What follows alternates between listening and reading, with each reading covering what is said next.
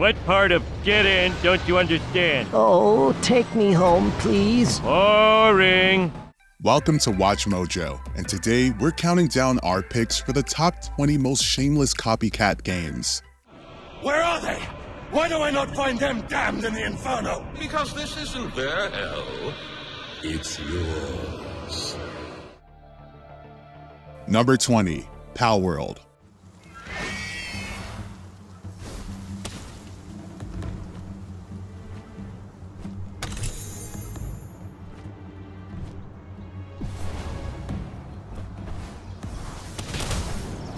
Palworld took the world by storm last year. It pretty much felt like it came out of nowhere and everyone just had to buy it. Have you noticed anything familiar with it? You see these creatures? Don't they look suspiciously similar to Pokemon? Of course they do. And you probably know that we aren't the first ones to point that out either. Although it plays a bit differently to Pokemon games, many saw it as just Pokemon with guns. As it turns out, Nintendo thought so too and filed a lawsuit against the developers over patent infringement.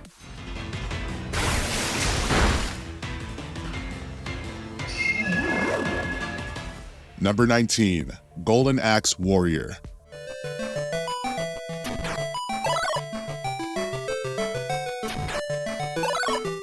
In the late 80s and 90s, original game IPs were kinda new and video game companies were still finding their groove. That's why some of the most blatant copies are from this very early generation of gaming.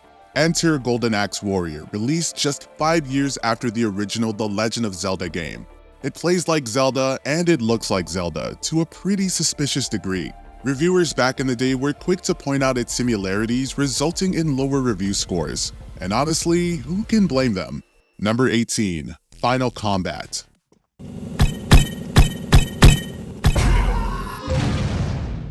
If it looks like TF2 and plays like TF2, it's probably TF2. Except that's not the case here. Final Combat, much like its way more famous counterpart, was a team-based first-person shooter. Not only did it have the exact same type of gameplay system with classes and similar weapons, it also looked nearly identical. If you aren't a Team Fortress 2 fan, it'll be difficult to tell them apart. Even the audio sounds the same. Final Combat was a little more than just inspired. They also had their own off-brand imitation of TF2's Meet the Team videos.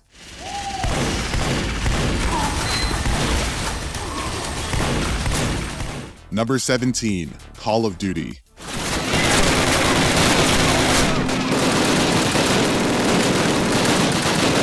Call of Duty is such a huge franchise today that many have pretty much forgotten about its original competitor. Back when the first Call of Duty was released, many were quick to point out how the game played very similar to the Medal of Honor series of games. Well, there's a reason for that. It's because a good amount of Infinity Ward's development team consisted of people who worked on the third game in the series, Medal of Honor Allied Assault. Unfortunately for EA, the copycat would go on to reign supreme, whereas the original would fade into obscurity.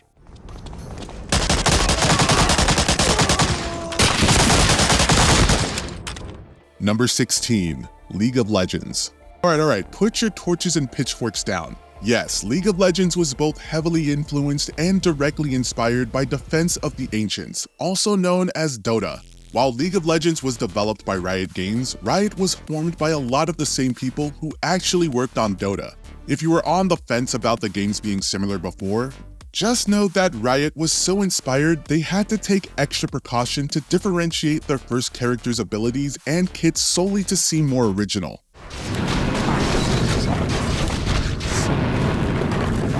Number 15, Killer Instinct.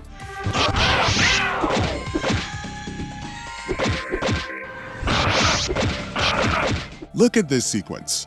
Your opponent is already defeated, but you have the option to finish them with a flashy cutscene-esque sequence done by inputting a series of buttons.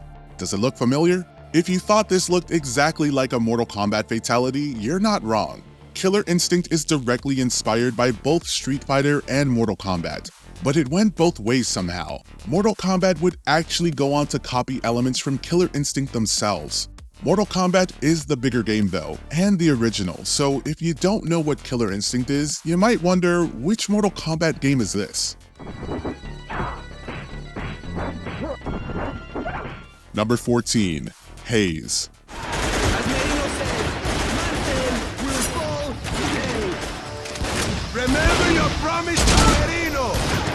If you've been around the internet for a while, and especially in gaming communities, or if you just followed popular gaming media outlets at the time, you may know that this game called Haze was often dubbed a Halo killer.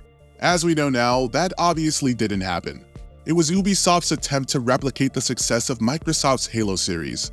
It was marketed and anticipated as the next big first-person shooter, but it almost immediately failed to do so upon its release as ratings and reviews of the game were terrible. The concept and gameplay are just a little too similar to Halo, but with underwhelming features that just made it worse. Structure. Let's check it out.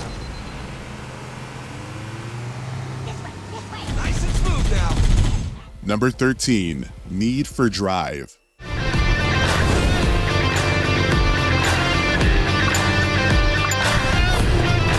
If you're a Switch owner, you may have noticed quite a few ripoff games on the store like Gran Turismo.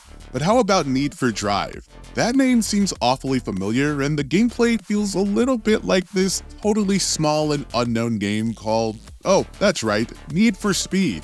The name is a totally shameless attempt to get people to buy their racing game. The promotional material and images look exactly the same, so it's no surprise if someone bought it thinking that they were getting the latest Need for Speed. Number 12. Dead to Rights. I'm not finished in here. In 2001, Max Payne revolutionized action shooters with its fun mechanics and well-developed gameplay systems. That's including bullet time. So Namco Home Tech naturally saw that and decided to release a knockoff only a year later in 2002 called Dead to Rights. It outright has all the mechanics of Max Payne and is often dubbed as Max Payne meets Grand Theft Auto, which is ironic given how Rockstar would get involved with later sequels of Max Payne. It has similar scenarios, character designs, graphics, and they even took bullet time. They just have different names.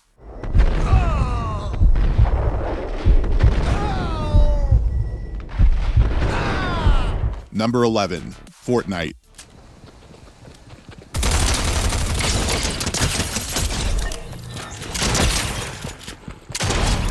We all know Fortnite. It's the de facto battle royale game, an absolutely gargantuan gaming giant developed by Epic Games.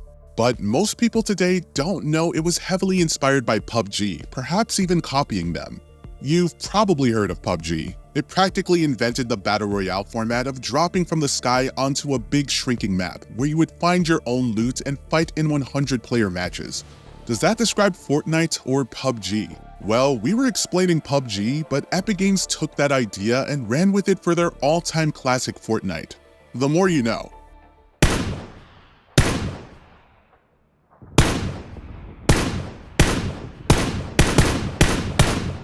Number 10. Wacky Wheels.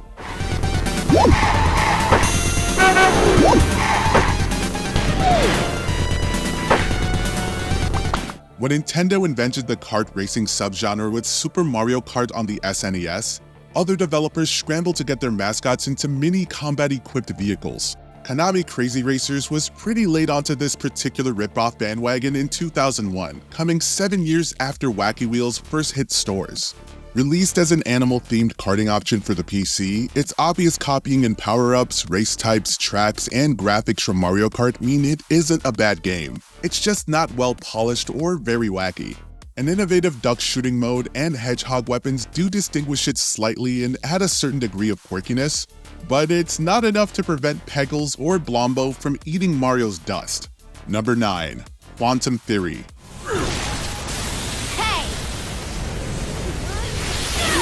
What do you think you're doing? From the very first scenes, the similarities to Gears of War are rammed down your throat, perhaps intentionally to benefit from the success of Epic Games' sensation. A gruff, muscle-bound hero immediately blasts humanoid creatures from behind cover in a third-person perspective. Nothing like a bit of subtlety. Even Sid and Falena's animations look the same as Marcus and Dom, albeit with a clumsier, unfinished feel compared to the slickly designed world of Sarah. Further reinforcing the on-the-nose likenesses, the fathers of the protagonists are almost the exact same character. Both are mysteriously absent and have knowledge the perceived enemy have exploited. When the commonalities are that specific, you know something's fishy. Nice work, Delta. And Rook, Carmine, you did good. Number 8. Saints Row. Oh yeah! Of all the GTA clones you have to choose from, and there are a serious number of them, the Saints Row series has consistently been your best alternative for when Rockstar are developing their next open-world titan.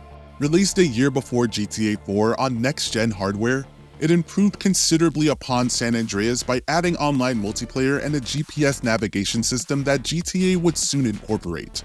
However, some of the staple missions do seem to be imitations of typical GTA set pieces, taking away from a surreal originality and humor that made modes like insurance fraud, where you jump into traffic for cash, possible, and a definite change to the gritty, realistic universe Rockstar created. That don't look so bad, you should be fine. That's Troy. You can thank him later. Number 7. Kasumi Ninja.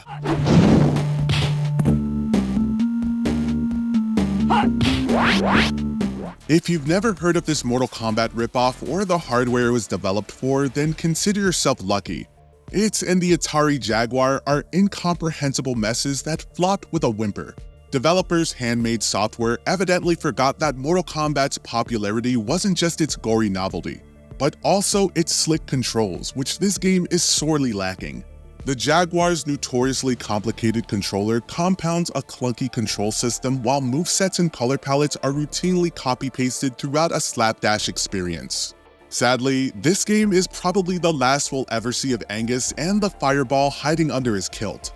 Number 6. PlayStation All-Stars Battle Royale. This is gonna be fun.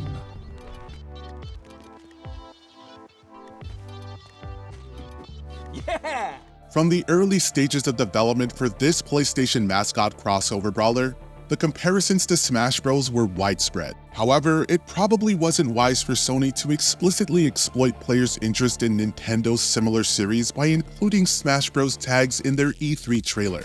Press perception didn't improve once the game was released either. Most were underwhelmed by a complicated power move system that put off newcomers, missing the unpredictability of its inspiration. Perhaps most damning of all, the roster of mascots lacked defining figures of the early PlayStation experience like Lara Croft and Crash Bandicoot, icons who could feasibly rival Mario and Link's popularity. Instead of Sephiroth as the main antagonist, we got 17-year-old cast-off Polygon Man. Really, Sony? Kill or be killed. Number 5. Dante's Inferno. Dante, your fate is decided. Everlasting damnation for your sins. But that's not possible. The bishop assured us. You could put the overarching narratives of this hack and slasher and God of War side by side and barely notice a difference. Cutscenes and stylized animation reveal that both Dante and Kratos are warriors whose wartime atrocities force them to gain redemption and leaves their bodies emblazoned with symbols representing their sins. Each jacked protagonist then proceeds to hack apart powerful mythological figures in grand set pieces with a signature weapon. That's a hefty list of similarities. However, this interpretation of Dante Alighieri's famous poem starts diverting from God of War and how laboriously shabby the core gameplay becomes in the latter circles of hell you descend through. A flaw that the exceptional, disturbing environmental design could never absolve.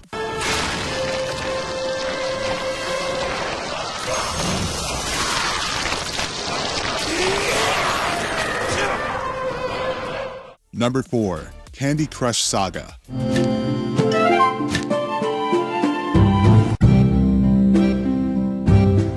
You'll be familiar with King. They're the guys that make Saga freemium apps and the literal royalty of rip-off developers. They began with Bubble Witch Saga in 2011, a clone of Taito's Puzzle Bobble, before moving on to their imitation masterpiece Candy Crush Saga. Taking the renowned Match 3 gameplay of Bejeweled and the art style of Candy Swipe, King added an attractive sheen of strategic depth and variation, all while using their financial clout to bully any who might be alienated by this questionable development strategy. This approach may not be moral, but it's one that has been vindicated by over 500 million downloads and the many millions more it has made through players skipping torturous waiting times. Number 3. Gloom.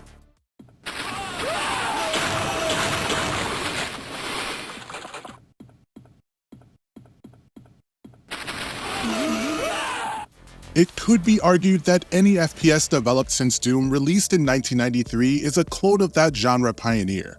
But few have been as brazen as Gloom in acknowledging the influence of id Software's title. using a similar name to arguably benefit from confused consumers who thought they may be buying that gory game they've heard so much about. Using a similar pseudo 3D presentation as Doom, the limitations of the only system it launched on, the Amiga, limited Gloom's graphical capability. Despite the difference in presentation quality, Gloom gets credit for adding more puzzle elements and a greater range of enemies to Doom's near-perfect formula. Who knows? Had things been different, Gloom Guy could have become the 90s monster blasting icon.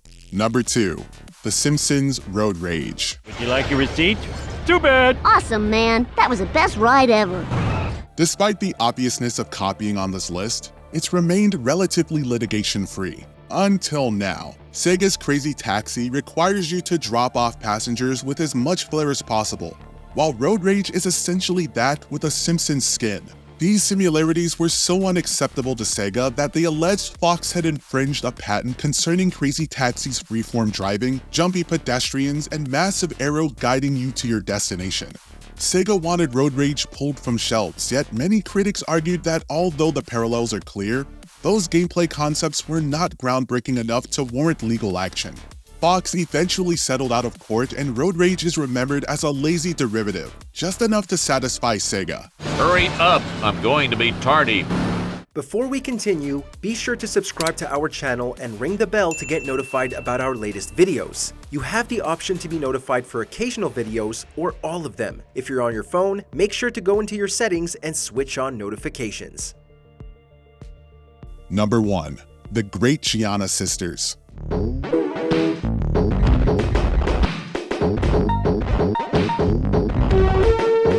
Today, we know Mario and Luigi as the definitive Italian siblings of gaming, but there was a brief period where their status was threatened.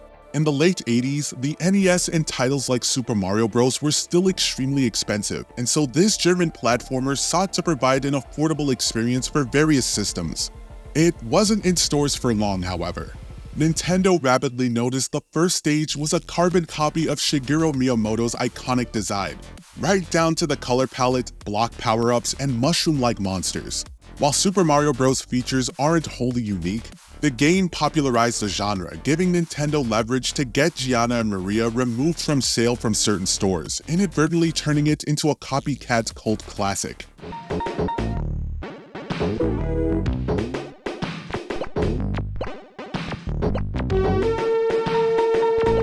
Some of these games are even better than the original. Which ones did you play? Let us know down in the comments. Beatrice does not deserve this. I will not go back without her.